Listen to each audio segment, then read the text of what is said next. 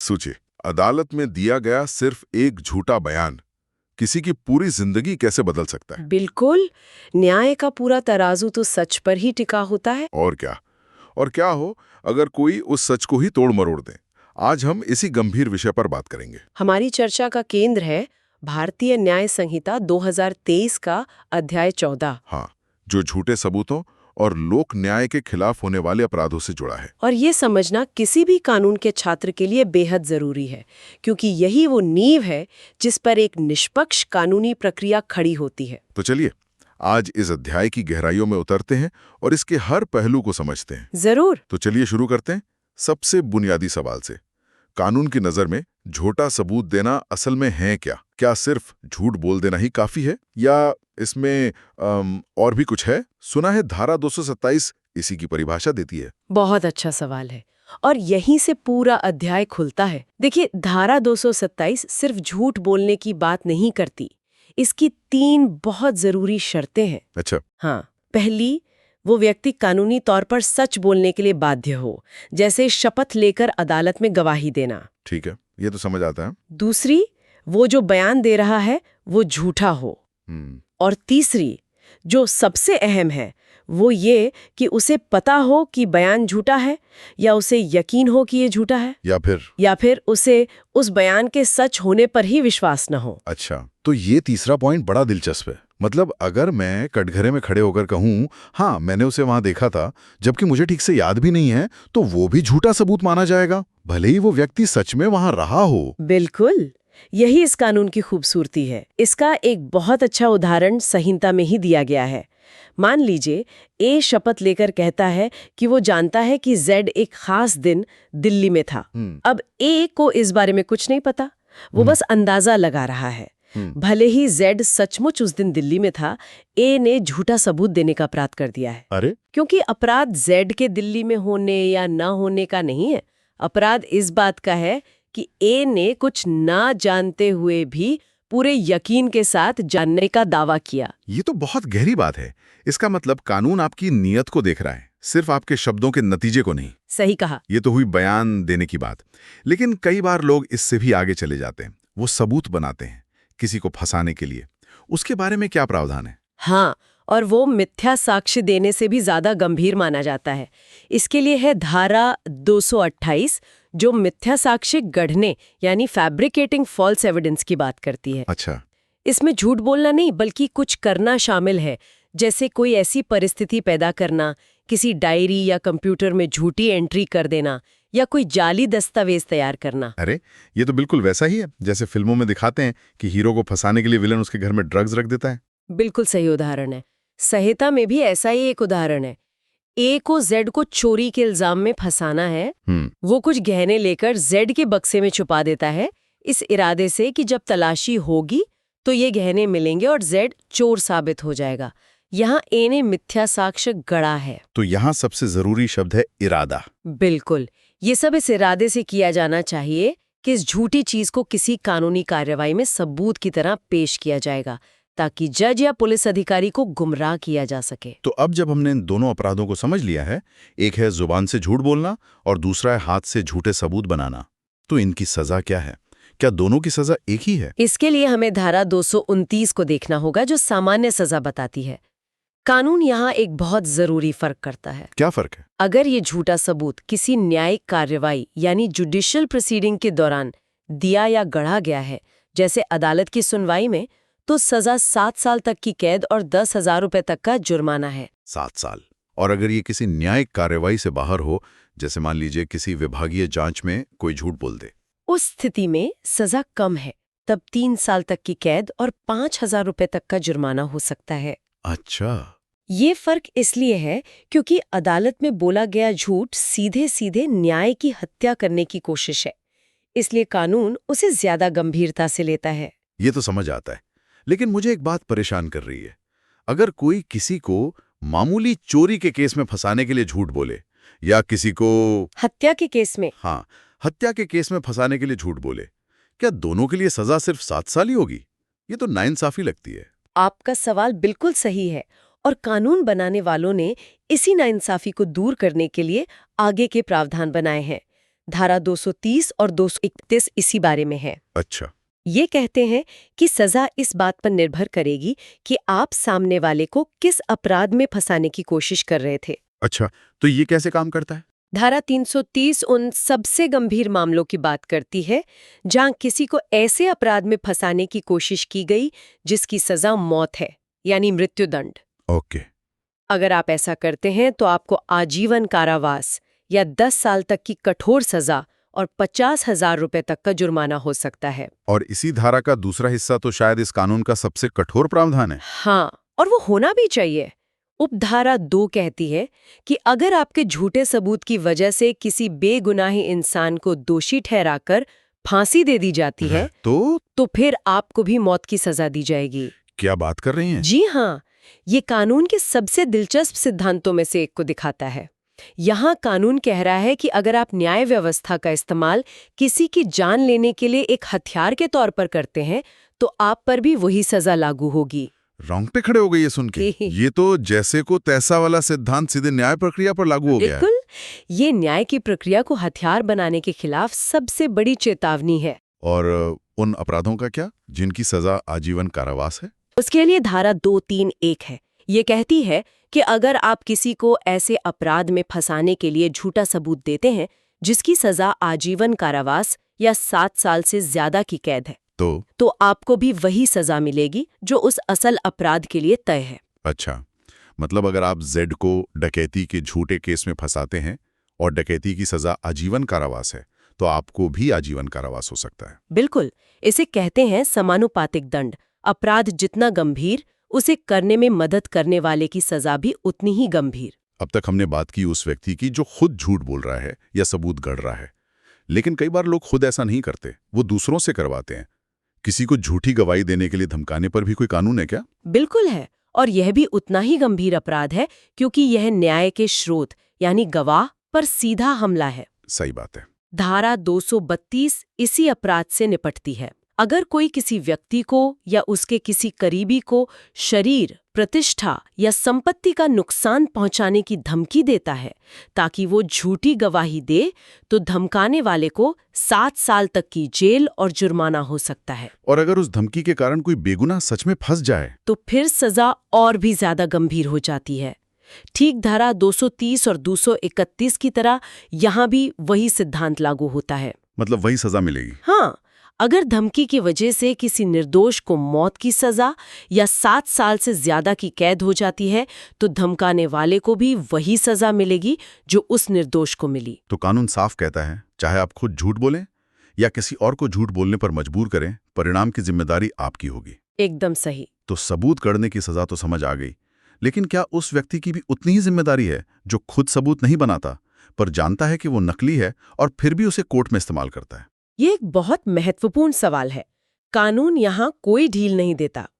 धारा 233 कहती है कि जो कोई भी किसी ऐसे सबूत का इस्तेमाल करता है जिसे वो झूठा या गढ़ा हुआ जानता है, उसे ठीक वही सजा मिलेगी जो झूठे सबूत देने या गढ़ने के लिए मिलती है। मतलब बराबर के दोषी हैं। हाँ, कानून की नज़र में अपराध को अंजाम देने वाला और उस अपराध के फल का इस्तेमाल करने वाला दोनों बराबर के दोषी हैं। अच्छा। इसी तरह धारा 234 से 237 तक झूठे सर्टिफिकेट जारी करने, उनका इस्तेमाल करने या कानूनी घोषणाओं में झूठे बयान देने पर भी वही सजा लागू होती है। इसका मतलब कानून ने हर उस रास्ते को बंद करने की कोशिश की है जहां से झूठ न्याय व्यवस्था में घुस सकता है, चाहे वो शपथ पर बोला गया झूठ हो या किसी दस्तावेज में लिखा गया। सही पकड़ा आपने।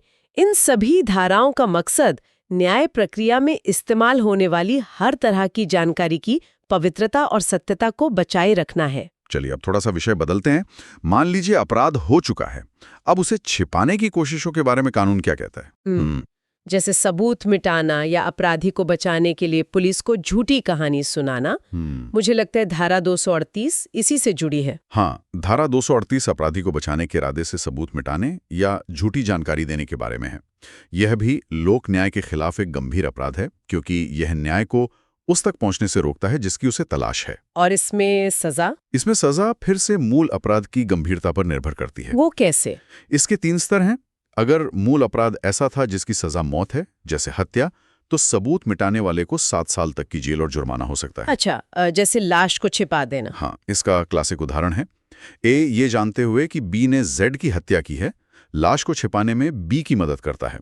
यहाँ ए इस धारा के तहत दोषी है। और अगर अपराध कम गंभीर हो तो? अगर मूल अपराध की सजा आजीवन कारावास या 10 साल तक की कैद थी, तो सबूत मिटाने वाले को 3 साल तक की जेल हो सकती है। ओके, और अगर अपराध 10 साल से कम की सजा वाला था, तो उस अपराध की जो भी अधिकतम सजा है, उसका 1/4 हिस्सा सजा के तौर पर दिया जा सकता है।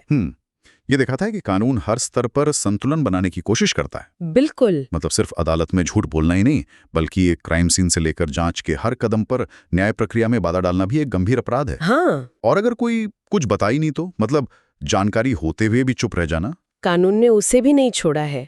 धारा 239 कहती है कि अगर कोई व्यक्ति किसी अपराध के बारे में जानकारी देने के लिए कानूनी रूप से बाध्य है, जैसे कोई सरकारी अधिकारी, और वो जानबूझकर जानकारी नहीं देता, तो उसे 6 महीने तक की जेल हो सकती है। और पुलिस को गलत जानकारी देना, उसके लिए धारा 240 है। किसी हुए अपराध के बारे में जानते बूझते झूठी जानकारी देना, जैसे पुलिस को गलत दिशा में भटकाना, इसकी सजा 2 साल तक की जेल हो सकती है। तो चलिए आज की इस पूरी चर्चा को समेटते हैं। हमने देखा कि भारतीय न्याय संहिता का अध्याय 14 न्याय प्रणाली को कमजोर करने वाली किसी भी गतिविधि के खिलाफ एक बहुत मजबूत दीवार खड़ी करता है। बिल्कुल। ये सिर्फ गवाह के कटघरे में खड़े होकर झूठ बोलने तक सीमित नहीं है, बल्कि इसमें नकली सबूत बनाना, गवाहों को धमकाना, झूठे सर्टिफिकेट जारी करना और यहाँ तक कि सबूत छिपाकर या झूठी जानकारी देकर अपराधी को बचाना भी शामिल है। कानून ने सच को सामने लाने के लिए जिम्मेदारियों का एक पूरा ढांचा तैयार किया है, जिसमें नागरिक, गवाह और अधिकारी सभी की भूमिका तय की गई है। एकदम सही। तो एक कानून के छात्र के लिए इसका क्या मतलब है? इसका सीधा मतलब यही है कि सबूत और कानूनी प्रक्रिया की पवित्रता से बढ़कर कुछ नहीं है। सही बात है। ये सजाएं इतनी कठोर इसलिए हैं क्योंकि न्याय की पूरी इमारत पेश की गई जानकारी और सबूतों की सच्चाई पर ही टिकी होती है। अगर नींव में ही झूठ की दीमक लग जाए तो इंसाफ की इमारत ढह जाएगी। और आपकी ये बात मुझे एक बहुत जरूरी सवाल पर सोचने को मजबूर करती है, जो आज के दौर के लिए बहुत प्रासंगिक है। बताइए। हम डिजिटल जानकारी, डीप फेक और एआई से बनी सामग्री के युग में जी रहे हैं। ऐसे में धारा 228 के तहत मिथ्या साक्ष्य गणने की परिभाषा कैसे विकसित होगी? ये तो बहुत बड़ा सवाल है। सोचिए, किसी की आवाज की नकल करके एक झूठी ऑडियो रिकॉर्डिंग बनाना या किसी का चेहरा इस्तेमाल करके एक नकली वीडियो बनाना कितना आसान होता जा रहा है। हाँ, ये तो रोज की बात हो गई है। तो अदालतों को असली और नकली इलेक्ट्रॉनिक रिकॉर्ड में अंतर करने में किन नई चुनौतियों का सामना करना पड़ेगा और उस तकनीक का मुकाबला करने के लिए कानून को कैसे बदलना होगा, जो अभूतपूर्व स्तर पर इतना विश्वसनीय झूठ बना सकती है? ये भविष्य के वकीलों और जजों के लिए सबसे बड़ी चुनौतियों में से एक होने वाली है। बिल्कुल। नमस्कार, भारतीय न्याय संहिता 2023 पर हमारे चर्चा में आपका एक बार फिर स्वागत है। पिछली बार हमने अध्याय 14 के कुछ जरूरी हिस्सों को समझा था और आज हम उसी सफर आगे बढ़ाएंगे। जी, और आज हम उन अपराधों की बात करेंगे जो सीधे सीधे मतलब न्याय की प्रक्रिया पर ही हमला करते हैं। हाँ, इसे ऐसे भी समझ सकते हैं कि अगर कानून एक शरीर है तो आज हम उसके इम्यून सिस्टम की बात कर रहे हैं। वाह, क्या बात है। वो धाराएं जो शरीर को अंदर से होने वाले हमलों से बचाती हैं, जैसे सबूतों से छेड़छाड़, झूठे गवाह या अदालत को ही गुमराह करने की कोशिशें। ये सिर्फ किताबी बातें नहीं हैं। बिल्कुल नहीं, ये वो नियम है जो तय करते हैं कि न्याय का पहिया जाम ना हो, सही दिशा में घूमे। आपने बहुत सही कहा, ये न्याय प्रणाली की रीढ़ है। एक तरह से ये उन लोगों के लिए एक लक्ष्मण रेखा खींचते हैं जो सिस्टम को अपने फायदे के लिए तोड़ना मरोड़ना चाहते हैं। तो चलिए पहली स्थिति से शुरू करते हैं। मान लीजिए अदालत ने किसी को एक बहुत जरूरी दस्तावेज पेश करने का आदेश दिया है। हो सकता है वो किसी केस की सबसे अहम कड़ी हो और वो व्यक्ति उस दस्तावेज को ही गायब कर दे या जला दे ताकि वो सबूत कभी अदालत तक पहुंचे ही नहीं। ये न्याय पर एक सीधा हमला है और इसी से निपटती है हमारी धारा 241। ओके। ये साफ कहती है कि अगर आपको कानूनी तौर पर कोई दस्तावेज या फिर कोई इलेक्ट्रॉनिक रिकॉर्ड, जैसे कोई ईमेल हो या सीसीटीवी फुटेज पेश करने के लिए कहा गया है और आप उसे जानबूझकर छिपा देते हैं, हाँ, या नष्ट कर देते हैं या कुछ ऐसा करते हैं कि वो पढ़ा ना जा सके, तो ये एक अपराध है। तो मतलब यहाँ पर नीयत सबसे अहम है ना? अगर गलती से कुछ गुम हो गया तो वो एक अलग बात हुई। बिल्कुल। कानून में शब्द इस्तेमाल हुआ है आशयपूर्वक, मतलब इंटेंशनली। इरादा यही होना चाहिए कि उसे सबूत बनने से रोका जाए, और इसकी सजा भी कम नहीं है। 3 साल तक की कैद या 5,000 रुपए का जुर्माना, या फिर दोनों हो सकते हैं। अच्छा। ये सजा दिखाती है कि सबूतों की सुरक्षा कितनी जरूरी है। अगर सबूत ही नहीं तो फिर पूरा मुकदमा ही खोखला हो जाता है। सही बात है। अब एक और स्थिति पर आते हैं जो सुनने में थोड़ी फिल्मी लगती है। कोई इंसान अदालत में किसी और का भेष बदल कर पहुंच जाए। हाँ, प्रतिरूपण। और उसकी जगह बयान दे दे, या कोई जुर्मी कबूल कर ले। मैं सोच रहा था कि क्या असल जिंदगी में ऐसा होता भी है? हाँ, ये सुनने में फिल्मी जरूर लगता है, पर होता है। खासकर जमानत के मामलों में, या जब असली अपराधी अपनी जगह किसी और को भेज देता है। ओह, इसीलिए धारा 242 इस धोखे को, जिसे झूठा प्रतिरूपण कहते हैं, बहुत गंभीरता से लेती है। अगर आप किसी और के नाम पर अदालत में कोई बयान देते हैं, जुर्म कबूल करते हैं या किसी की जमानत तक ले लेते हैं, तो ये बहुत बड़ा अपराध है। और इस धोखे की सजा क्या है? इसके लिए भी 3 साल तक की कैद या जुर्माना या दोनों का प्रावधान है, क्योंकि ये सिर्फ एक व्यक्ति से धोखा नहीं है, ये पूरी न्याय प्रणाली के साथ धोखा है। तो अभी तक हमने सबूतों और पहचान से छेड़छाड़ की बात की, लेकिन एक और बड़ा मैदान है धोखाधड़ी का, पैसा और संपत्ति। मान लीजिए किसी पर बहुत बड़ा कर्ज है, बैंक केस जीत जाता है। अब उसे पता है कि अदालत उसकी कार और घर जब्त करने का आदेश देगी, तो क्या करता है?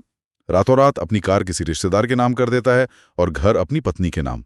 ये तो बहुत आम लगता है। ये आम जरूर लगता है, पर ये गैर कानूनी है। धारा 243 ठीक इसी स्थिति के लिए है। अगर कोई व्यक्ति अपनी संपत्ति को जब्ती या जुर्माने से बचाने की नियत से उसे धोखाधड़ी से हटाता है, छिपाता है या किसी और को ट्रांसफर कर देता है, तो वो अपराध कर रहा है। अच्छा, तो यहाँ सिर्फ संपत्ति का मालिक ही अपराधी नहीं होगा, अगर कोई उसकी मदद करे तो? बहुत अच्छा सवाल है, और यहीं पर धारा 244 आती है। ये उस मददगार के लिए है। ओके। अगर कोई व्यक्ति उस संपत्ति पर झूठा दावा करता है, ये जानते हुए कि उसका कोई हक नहीं है, सिर्फ इसलिए ताकि असली मालिक की संपत्ति बच जाए, तो वो भी अपराधी है। तो एक तरह से धारा 243 मालिक के लिए है और 244 उसके मददगार के लिए। और सजा में भी कोई फर्क है क्या? हाँ, थोड़ा फर्क है। अपनी संपत्ति बचाने वाले मालिक को, मतलब धारा 243 के तहत 3 साल तक की सजा हो सकती है, और झूठा दावा करके मदद करने वाले को धारा 244 के तहत 2 साल तक की सजा का प्रावधान है। तो ये तो हुई सीधे सीधे संपत्ति से जुड़ी धोखाधड़ी। लेकिन क्या हो अगर कोई अदालत कोई हथियार बनाकर किसी को परेशान करे? मतलब अदालत में ही झूठा दावा दायर कर दे, सिर्फ किसी को नीचा दिखाने या नुकसान पहुंचाने के लिए? हाँ, ये धोखाधड़ी का एक और शातिर स्तर है, जहां लोग अदालत के आदेशों यानी डिक्री का ही दुरुपयोग करते हैं। धारा 245, 246 और 247 इसी तरह के, कह सकते हैं, कानूनी आतंकवाद से निपटती हैं। इसमें ये जो धारा 245 है, हाँ, ये थोड़ी उलझी हुई लगती है। इसमें लिखा है कि कोई धोखाधड़ी से अपने खिलाफ एक झूठी डिक्री पारित होने देता है। कोई अपने खिलाफ झूठा मुकदमा क्यों जीतने देगा? हाँ, सुनने में अजीब लगता है। चलिए इसको संहिता में दिए गए एक बहुत अच्छे उदाहरण से समझते हैं। ठीक है। मान लीजिए ए ने जेड पर 10,000 रुपए के लिए मुकदमा किया। जेड को पता है कि वो ये केस हार जाएगा। उसे ए को पैसे देने पड़ेंगे। बिल्कुल। अब जेड एक चाल चलता है। वो अपने एक दोस्त बी से सांठगांठ करता है और बी आकर जेड पर 20,000 रुपए का एक झूठा मुकदमा कर देता है, और जेड जानबूझकर वो केस हार जाता है। एक मिनट, लेकिन इससे जेड का क्या फायदा हुआ? उसे तो अब ए और बी दोनों को पैसे देने पड़ेंगे। नहीं, यही तो चाल है। जब ए अपना केस जीतेगा और जेड की संपत्ति बेची जाएगी, तो उस बिक्री से मिले पैसों पर अब ए के साथ साथ धोखेबाज दोस्त बी का भी हक होगा। अच्छा, तो असली लेनदार को उसके पूरे पैसे नहीं मिल पाएंगे? एग्जैक्टली। पैसों का एक बड़ा हिस्सा बी ले जाएगा, जो बाद में वो जेड को वापस कर देगा। यहाँ जिद ने अपने खिलाफ झूठी डिक्री होने देकर ए के साथ धोखाधड़ी की। यही है धारा 445 का अपराध। वाह, अब ये साजिश समझ आई। और इसकी सजा? इसके लिए 2 साल तक की सजा है। और धारा 246 और 47? अदालत की प्रक्रिया का दुरुपयोग है। इसके लिए 2 साल तक की कैद और जुर्माना दोनों है। और 247? वो धारा 245 का दूसरा पहलू है, जहां 245 में व्यक्ति अपने खिलाफ झूठी डिक्री होने देता है, वहीं 247 उस व्यक्ति के लिए है जो धोखाधड़ी से किसी और के खिलाफ झूठी डिक्री हासिल करता है। यानी हमारे उदाहरण में दोस्त बी धारा 247 का अपराधी होगा। किसी पर झूठा आपराधिक आरोप लगाना तो शायद इन सब में सबसे खतरनाक चीज है। ये किसी की इज्जत, करियर और पूरी जिंदगी तबाह कर सकता है। बिल्कुल, और इसीलिए धारा 248 बहुत बहुत महत्वपूर्ण है। ये निर्दोष लोगों के लिए एक ढाल का काम करती है। कैसे? ये साफ कहती है कि अगर कोई किसी को नुकसान पहुंचाने के इरादे से उस पर झूठा आपराधिक मुकदमा शुरू करता है, ये जानते हुए कि इसका कोई कानूनी आधार ही नहीं है, तो वो खुद सजा का हकदार होगा। और यहाँ सजा भी काफी सख्त होगी मुझे लगता है। हाँ, और यहाँ सजा भी आरोप की गंभीरता पर निर्भर करती है। अगर कोई सामान्य आपराधिक आरोप है तो सजा 5 साल तक जा सकती है और साथ में 2 लाख रुपए तक का जुर्माना भी हो सकता है। और अगर आरोप हत्या या उम्र कैद जैसे किसी बड़े अपराध का हो तो तब तो ये और भी खतरनाक हो जाता है। उस स्थिति में कानून और भी सख्त है। अगर झूठा आरोप किसी ऐसे अपराध का है जिसकी सजा मौत, आजीवन कारावास या 10 साल से ज्यादा की कैद है, तो झूठा आरोप लगाने वाले को 10 साल तक की कैद और जुर्माना हो सकता है। इरादा साफ है, आप किसी की जिंदगी बर्बाद करने के लिए कानून का इस्तेमाल एक हथियार के तौर पर नहीं कर सकते। अब उन लोगों की बात करते हैं जो अपराधियों को बचाने में मदद करते हैं, मतलब उन्हें अपने घर में पनाह देना, छिपाना। इसके लिए हमारे पास 2 मुख्य धाराएं हैं, 249 और 253। धारा 249 एक सामान्य नियम बनाती है। ये किसी भी ऐसे व्यक्ति को शरण देने पर लागू होती है जिसके बारे में आप जानते हैं कि उसने अपराध किया है और आपका इरादा उसे सजा से बचाने का है। हाँ, इरादा जरूरी है। और धारा 253 में क्या अलग है फिर? धारा 253 थोड़ी ज्यादा गंभीर स्थिति के लिए है।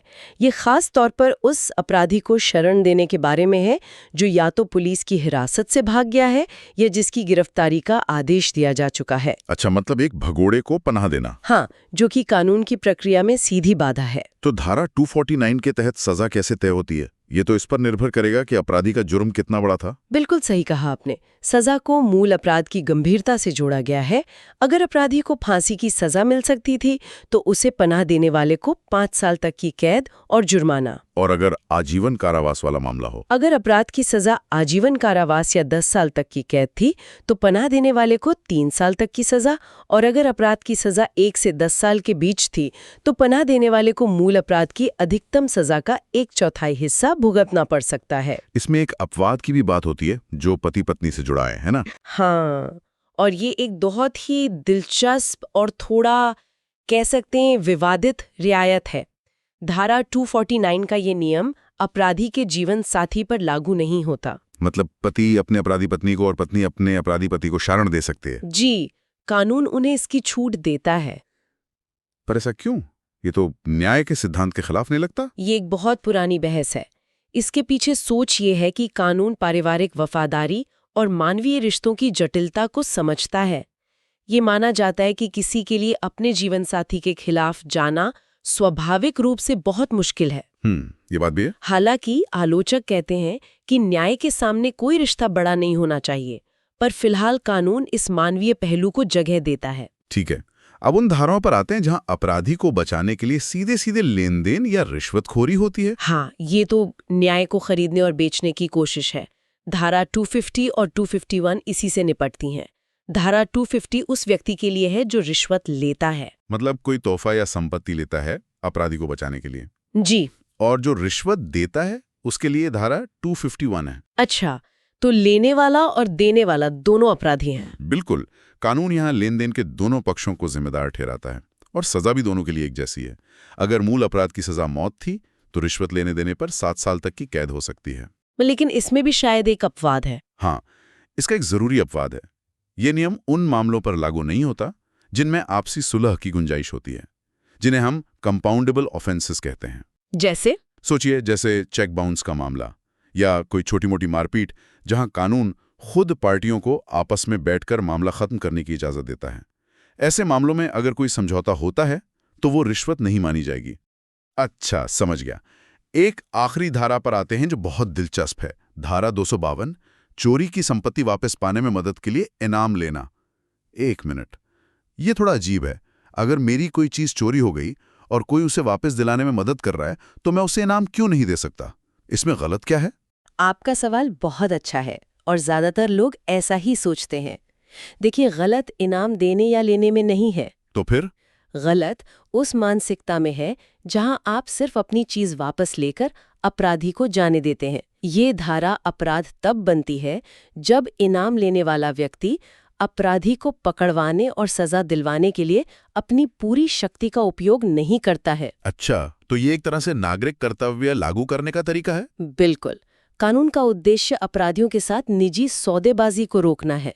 वो नहीं चाहता कि समाज में एक समानांतर न्याय व्यवस्था चले जहां पीड़ित अपनी संपत्ति वापस ले ले और अपराधी आजाद घूमकर कल किसी और के साथ वही अपराध करे। समझ गया। तो अगर आप इनाम ले रहे हैं तो आपकी ये भी जिम्मेदारी है कि न्याय प्रक्रिया में मदद करें। एग्जैक्टली। ऐसा न करने पर 2 साल तक की कैद या जुर्माना हो सकता है। तो आज हमने जो धाराएं देखी वो एक तरह से न्याय प्रणाली के कवच की तरह हैं। ये सबूतों को सुरक्षित रखती हैं, अदालतों को धोखे से बचाती हैं, निर्दोषों पर झूठे आरोप लगने से रोकती हैं और अपराधियों और उनके मददगारों के बीच के गठजोड़ को तोड़ती हैं। इसका मतलब साफ है कि भारतीय न्याय संहिता सिर्फ नागरिकों के अपराधों को नहीं देखती, बल्कि उस प्रक्रिया की भी रक्षा करती है जिसके जरिए न्याय दिया जाता है। और अंत में एक विचार, ये कानून सिर्फ गलत काम करने वालों को सजा देने के लिए नहीं है, ये कानूनी प्रक्रिया में जनता के विश्वास को मजबूत करने के लिए भी है। न्याय की श्रृंखला उतनी ही मजबूत होती है जितनी उसकी सबसे कमजोर कड़ी। ये धाराएं हर कड़ी को मजबूत करती हैं। जब लोगों को भरोसा होता है कि सिस्टम के साथ खिलवाड़ करने वालों को बख्शा नहीं जाएगा, तभी न्याय में उनका विश्वास बढ़ता है। और आज की चर्चा से एक सवाल हम अपने श्रोताओं के लिए छोड़ जाते हैं। हमने धारा 249 में पति पत्नी को दी गई छूट पे बात की। सवाल यह है कि आज के समाज में जहां हम व्यक्तिगत जिम्मेदारी और कानून के राज की बात करते हैं, क्या इस तरह के अपवाद की जगह होनी चाहिए, या ये एक ऐसी मानवीय जटिलता है जिसे कानून को बनाए रखना चाहिए? इस पर सोचिएगा जरूर। नमस्कार। आज हम भारतीय न्याय संहिता 2023 के एक बहुत ही दिलचस्प हिस्से पर गौर करने वाले हैं। ये वो कानून है जो खुद न्याय व्यवस्था की हिफाजत करते हैं। सोचिए, अगर लुटेरों को कोई अपने घर में छुपा ले, या कोई सरकारी अफसर ही अपनी ताकत का गलत इस्तेमाल करके किसी को फंसा दे या बचा ले, या कोई मुजरिम जेल से ही फरार हो जाए, तो क्या होता है? बिल्कुल, और ये सवाल बहुत जरूरी है। आज हम इसी की तह तक जाएंगे। हमारे सामने बीएनएस का अध्याय 14 है और हमारा मिशन इन धाराओं के पीछे की सोच को समझना है। ये कानून सिर्फ अपराधी को सजा नहीं देते, बल्कि उन सबको जवाबदेह ठहराते हैं जो न्याय के रास्ते में रोड़ा बनते हैं। बिल्कुल सही कहा आपने। अगर न्याय व्यवस्था को हम एक किला माने तो ये धाराएं उस किले की दीवारें हैं। ये सिर्फ सजा के बारे में नहीं है, बल्कि उस भरोसे को बचाने के बारे में है जिस पर पूरा समाज टिका है। और जैसा कि लॉ के स्टूडेंट्स जानते हैं, कानून की असली समझ धाराओं को रटने में नहीं, उनके मकसद को जानने में है। तो चलिए इस किले की पहली दीवार यानी धारा 244 से शुरू करते हैं। धारा 254 ये लुटेरों या डकैतों को पनाह देने के बारे में है। सुनने में तो ये किसी पुरानी हिंदी फिल्म जैसा लगता है, पर ये आज भी उतना ही जरूरी कानून है। हाँ बिल्कुल, इसे कानूनी भाषा में संश्रय देना कहते हैं, लेकिन आम भाषा में इसका मतलब है किसी अपराधी को जानबूझकर छुपाना, उसे खाना पानी देना या किसी भी तरह से मदद करना ताकि वो कानून की पकड़ से बच सके। अच्छा। अगर कोई जानते बूझते हुए डकैतों के किसी गिरोह को पनाह देता है तो ये एक गंभीर अपराध है, और इसके लिए सजा भी कड़ी है, 7 साल तक का कठोर कारावास और जुर्माना। 7 साल, ये तो बहुत ज्यादा है। कानून मदद करने वाले को भी लगभग अपराधी जितना ही जिम्मेदार मान रहा है। बिल्कुल, कानून का इरादा साफ है। अपराध को समाज के लिए खतरा माना जाता है, और जो उस खतरे को पनाह देता है वो भी समाज की सुरक्षा में सेंध लगा रहा है। दिलचस्प बात यह है कि कानून कहता है कि इससे कोई फर्क नहीं पड़ता कि डकैती भारत में हुई है या बाहर, अपराध अपराध है। लेकिन इसमें एक छूट भी है ना, जीवन साथी के लिए। हाँ, और ये एक बहुत महत्वपूर्ण कानूनी और सामाजिक सिद्धांत को दिखाता है। कानून पति पत्नी के रिश्ते की पवित्रता का सम्मान करता है। वो उन्हें एक दूसरे के खिलाफ गवाही देने या कार्रवाई करने के लिए मजबूर नहीं करना चाहता। तो अगर कोई अपने पति या पत्नी को पनाह देता है तो ये धारा लागू नहीं होगी? जी, उन पर यह धारा लागू नहीं होती। लेकिन क्या ये एक तरह का कानूनी लूपहोल नहीं है? मेरा मतलब है, अगर पति या पत्नी को पता है कि उनका पार्टनर एक डकैत है और वो उसे पनाह दे रहे हैं, तो क्या ये न्याय के रास्ते में आना नहीं हुआ? कानून यहाँ इतनी बड़ी छूट क्यों देता है? बहुत अच्छा सवाल है। ये कानून के सामने एक दुविधा है, न्याय और पारिवारिक रिश्ते के बीच संतुलन बनाना। कानून ये मानता है कि पारिवारिक मजबूरी में उठाए गए इस कदम के पीछे का इरादा न्याय व्यवस्था पर हमला करना नहीं, बल्कि अपने प्रियजन को बचाना है। हालांकि इस पर हमेशा बहस होती रहती है, पर फिलहाल कानून इसी संतुलन को बनाए रखता है। चलिए, ये तो हुई बाहरी मदद की बात। अब उस स्थिति पर आते हैं जो शायद इससे भी ज्यादा खतरनाक है, जब सिस्टम के अंदर बैठा कोई व्यक्ति ही भ्रष्टाचार करता है। मेरा मतलब है पब्लिक सर्वेंट्स। हाँ, और यहाँ से कानून और भी सख्त हो जाता है, क्योंकि इनसे उम्मीद की जाती है कि ये कानून के रखवाले होंगे, तोड़ने वाले नहीं। धारा 255 इसी की शुरुआत है। ये कहती है कि अगर कोई लोक सेवक, मान लीजिए कोई पुलिस अफसर, जानबूझकर कानून के किसी निर्देश को नहीं मानता, ताकि वो किसी को बचा सके। हाँ, ताकि वो किसी व्यक्ति को सजा से या उसकी संपत्ति को जब्त होने से बचा सके, तो वो खुद अपराधी बन जाता है। इसका कोई असली दुनिया का उदाहरण दे सकते हैं? जरूर। सोचिए, एक पुलिस अफसर को एक ताकतवर आदमी के खिलाफ एफआईआर लिखने का निर्देश मिलता है, लेकिन वो अफसर जानबूझकर एफआईआर में हल्की धाराएं लगाता है या सबूतों को इस तरह से लिखता है कि केस कोर्ट में टिक ही ना पाए। ये धारा 255 का सीधा सीधा मामला है। और सजा? इसके लिए 2 साल तक की जेल या जुर्माना हो सकता है। और इसी से जुड़ा हुआ है रिकॉर्ड्स में हेरफेर करना, यानी धारा 256। बिल्कुल। ये और भी गंभीर है। जब कोई लोक सेवक, जिसे कोई सरकारी रिकॉर्ड या दस्तावेज बनाने की जिम्मेदारी दी गई है, जानबूझकर उसे गलत बनाता है, जैसे जमीन के रिकॉर्ड में हेरफेर करना ताकि किसी की जमीन जब्त न हो, या किसी जांच रिपोर्ट को बदलना। क्योंकि न्याय की पूरी इमारत ही दस्तावेजों पर टिकी होती है। एकदम। इसीलिए इस अपराध की सजा ज्यादा है, 3 साल तक की जेल और जुर्माना। और अगर कोई अफसर सीधे सीधे न्यायिक कार्यवाही में ही बैठकर भ्रष्टाचार करे, जैसे कोई जज या कोई जांच अधिकारी, उसके लिए कानून के पास धारा 257 और 258 हैं, और ये बहुत ही शक्तिशाली धाराएं हैं। धारा 257 कहती है कि अगर कोई लोक सेवक जो न्यायिक कार्यवाही कर रहा है, जानबूझकर कोई ऐसा फैसला, रिपोर्ट या आदेश देता है जिसके बारे में वो जानता है कि वो कानून के खिलाफ है, तो ये तो न्याय की हत्या के बराबर हुआ। बिल्कुल। और सजा भी उतनी ही गंभीर है, 7 साल तक की जेल। 7 साल मतलब कानून ये मानकर चल रहा है कि जज या अधिकारी का एक गलत फैसला किसी की पूरी जिंदगी बर्बाद कर सकता है। ये सिर्फ एक प्रक्रियात्मक गलती नहीं, बल्कि एक बहुत बड़ा अपराध है। आपने एकदम सही समझा।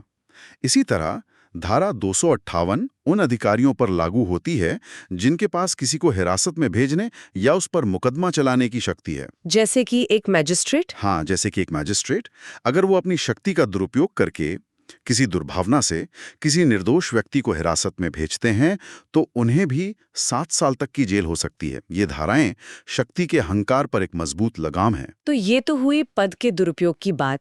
अब उस स्थिति पर आते हैं जब कोई लोक सेवक किसी कैदी को भागने में मदद करता है। यहाँ कानून 2 अलग-अलग हालात देखता है। पहला, जब भागा गया व्यक्ति सिर्फ एक आरोपी है, और दूसरा, जब वो एक सजायाफ्ता मुजरिम है। दोनों में जमीन आसमान का फर्क है ना? बहुत बड़ा फर्क है, और धारा 259 और 260 इसी फर्क को समझाती हैं। धारा 259 उस व्यक्ति के बारे में है जिस पर अभी सिर्फ आरोप लगा है, वो इनोसेंट अंटिल प्रूवन गिल्टी है। अगर कोई लोकसेवक ऐसे आरोपी को जानबूझकर भागने देता है, तो सजा इस बात पर निर्भर करती है कि आरोपी पर आरोप कितना संगीन है। मतलब? अगर आरोपी पर मृत्युदंड वाले अपराध का आरोप है, तो उस अफसर को 7 साल तक की जेल होगी। अगर आजीवन कारावास या 10 साल की सजा वाले अपराध का आरोप है, तो 3 साल, और अगर 10 साल से कम की सजा का आरोप है, तो 2 साल। कानून यहाँ अपराध की गंभीरता को तौल रहा है। और धारा 260 जो सजायाफ्ता मुजरिमों के बारे में है, वो इससे कैसे अलग और ज्यादा सख्त है? धारा 260 में मामला बेहद गंभीर हो जाता है, क्योंकि यहाँ व्यक्ति अब सिर्फ आरोपी नहीं, बल्कि अदालत द्वारा दोषी ठहराया गया मुजरिम है। उसे समाज के लिए खतरा मानकर कैद में रखा गया है। ऐसे कैदी को भगाना मतलब अदालत के फैसले को और समाज की सुरक्षा को सीधी चुनौती देना। 1 मिनट। तो अगर कोई अफसर किसी ऐसे कैदी को भागने देता है जिसे मौत की सजा मिली है, तो उस अफसर को उम्र कैद या 14 साल तक की जेल हो सकती है। ये तो लगभग उतना ही बड़ा अपराध माना जा रहा है जितना कि असली मुजरिम का। इसके पीछे क्या सोच है? इसके पीछे सोच ये है कि उस अफसर ने सिर्फ एक व्यक्ति को नहीं भगाया, उसने न्याय की पूरी प्रक्रिया का मजाक उड़ाया है। उसने उन सभी लोगों की मेहनत पर पानी फेर दिया है जिन्होंने उस मुजरिम को पकड़ने, सबूत इकट्ठा करने और उसे दोषी ठहराने में अपनी भूमिका निभाई। ये सिस्टम पर एक हमला है। अच्छा, और अगर कैदी को आजीवन कारावास मिला हो तो अफसर को 7 साल तक की जेल हो सकती है। ये तो हुई जानबूझकर भगाने की बात। पर क्या होगा अगर किसी ऑफिसर की सिर्फ लापरवाही की वजह से कोई कैदी भाग जाए? इसके लिए धारा 261 है। यहाँ कानून का इरादा साफ है। एक गलती और एक साजिश में जमीन आसमान का फर्क होता है। अगर किसी लोक सेवक की लापरवाही यानी नेग्लिजेंस से कोई कैदी भाग जाता है तो उसे 2 साल तक का साधारण कारावास या जुर्माना हो सकता है। तो यहाँ जानबूझकर और लापरवाही से के बीच का अंतर बहुत बड़ा है। बहुत बड़ा। लापरवाही की सजा सुधार के लिए है, जबकि जानबूझकर किसी को भगाने की सजा सिस्टम पर हमले के तौर पर देखी जाती है। यही वजह है कि एक में 2 साल की सजा है और दूसरे में उम्र कैद तक हो सकती है। ठीक है, तो हमने बाहरी मदद और अंदरूनी भ्रष्टाचार दोनों को देख लिया। अब सिक्के का तीसरा पहलू देखते हैं, जब आरोपी या मुजरिम खुद कानून का विरोध करता है। बिल्कुल, यानी जब व्यक्ति खुद न्याय प्रक्रिया में बाधा डालता है। धारा 262 इसी बारे में।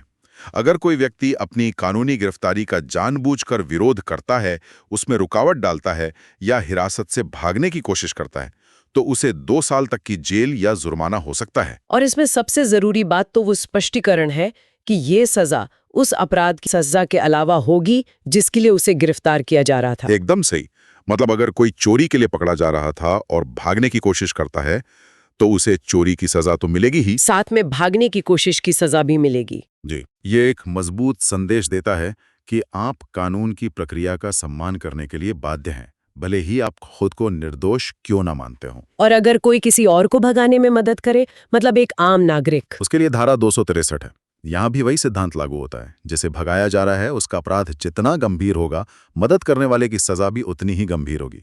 जैसे अगर किसी ऐसे व्यक्ति को भगाया जा रहा है जिससे मौत की सजा हो चुकी है, तो मदद करने वाले को आजीवन कारावास या 10 साल तक की जेल हो सकती है। ये दिखाता है कि कानून की नजर में आप किसे भगा रहे हैं, ये बहुत मायने रखता है। अच्छा, तो हमने अब तक उन अपराधों को देखा जो बहुत गंभीर हैं, लेकिन क्या कानून उन छोटी छोटी बाधाओं के बारे में भी कुछ कहता है जो रोजमर्रा की कार्यवाही में रुकावट डालती हैं? हाँ बिल्कुल। अध्याय कुछ और धाराओं के साथ पूरा होता है जो सिस्टम को सुचारू रूप से चलाने के लिए जरूरी हैं। जैसे धारा 267 को ही ले लीजिए। अगर कोई व्यक्ति अदालत की कार्यवाही के दौरान जज या किसी लोक सेवक का जानबूझकर अपमान करता है या काम में बाधा डालता है, तो उसे 6 महीने तक की जेल या 5,000 रुपए का जुर्माना हो सकता है। ये अदालत की गरिमा बनाए रखने के लिए है। और एक धारा है असेसर का रूप धारण करने के बारे में, धारा 268। ये असेसर क्या होता है? ये आज के समय में कितना प्रासंगिक है? असेसर को आप उस दौर का एक तरह का तकनीकी सलाहकार समझ सकते हैं, जो कुछ मामलों में जज की मदद करता था। आज ये व्यवस्था उतनी प्रचलित नहीं है, लेकिन इस धारा का सिद्धांत आज भी प्रासंगिक है। ये धारा असल में अदालत की प्रक्रिया में किसी बाहरी या अनधिकृत व्यक्ति की घुसपैठ को रोकने के लिए है। मतलब कोई झूठा एक्सपर्ट बनकर आ जाए? हाँ, आज के दौर में इसका मतलब होगा कि कोई व्यक्ति खुद को फॉरेंसिक एक्सपर्ट या कोई और विशेषज्ञ बताकर कार्यवाही में शामिल होने की कोशिश करें, जबकि वो है नहीं। समझ गई। लेकिन जो धारा सबसे ज्यादा आम और महत्वपूर्ण लगती है वो है जमानत मिलने के बाद फरार हो जाना, धारा 269। बहुत ज्यादा महत्वपूर्ण। लॉ के स्टूडेंट को यह धारा खासतौर पर याद रखनी चाहिए, क्योंकि ये प्रैक्टिस में बहुत काम आती है। जब किसी व्यक्ति को जमानत यानी बेल या बॉन्ड पर इस शर्त पर छोड़ा जाता है कि वो सुनवाई के लिए अदालत में पेश होगा और वो बिना किसी ठोस वजह के पेश नहीं होता, तो वो एक अलग अपराध करता है। और इसकी सजा भी अलग से मिलती है? हाँ, 1 साल तक की जेल या जुर्माना या दोनों। और ये सजा भी मूल अपराध की सजा के अतिरिक्त होती है। साथ ही अदालत उस जमानत बॉन्ड को भी जब्त कर लेती है। अच्छा, तो जो गारंटी का पैसा है वो भी गया? वो भी गया। मैं एक केस के बारे में सोच रहा हूं जहां एक व्यक्ति जमानत पर बाहर आया और फिर कभी अदालत नहीं लौटा। उसके परिवार ने उसका बॉन्ड का पैसा तो खोया ही, पर उस केस का पीड़ित सालों तक न्याय का इंतजार करता रहा। यह धारा 269 सिर्फ एक नियम नहीं है, ये पीड़ित के भरोसे को बनाए रखने का एक तरीका भी है। तो आज की इस पूरी चर्चा को समेटें तो ये साफ है कि भारतीय न्याय संहिता का ये अध्याय सिर्फ अपराधियों के बारे में नहीं है, ये एक आईना है जो दिखाता है कि न्याय व्यवस्था खुद को कैसे देखती है और अपनी सुरक्षा के लिए कितनी मजबूत दीवारें खड़ी करती है। बिल्कुल। इन सभी धाराओं को एक साथ देखने पर एक बड़ा विचार मन में आता है। ये कानून एक लोक सेवक पर समाज के भरोसे और उसकी जवाबदेही के बीच एक नाजुक संतुलन बनाने की कोशिश करते हैं। ये हमें सोचने पर मजबूर करता है कि न्याय को केवल अदालतों और पुलिस की चारदीवारी तक सीमित नहीं देखा जाना चाहिए। सही बात है। कानून का राज बनाए रखने में हर नागरिक की और खासकर लोक सेवकों की एक बहुत बड़ी जिम्मेदारी है। जी। और शायद हमारे श्रोताओं के लिए सोचने वाली बात यह है कि जब भी हम सिस्टम में भ्रष्टाचार या लापरवाही की कोई खबर पढ़ते या सुनते हैं तो हम अक्सर निराश हो जाते हैं, लेकिन ये कानून हमें याद दिलाते हैं कि सिस्टम के पास खुद को ठीक करने के औजार भी मौजूद हैं। सही कहा। और जाते जाते एक सवाल छोड़कर जाता हूं। ये कानून कागज पर बहुत मजबूत दिखते हैं, लेकिन असल दुनिया में इनका असर इस बात पर निर्भर करता है कि इन्हें कितनी ईमानदारी और हिम्मत से लागू किया जाता है। तो सोचने वाली बात यह है कि एक नागरिक के तौर पर हम इस प्रक्रिया को और जवाबदेह बनाने में क्या भूमिका निभा सकते हैं।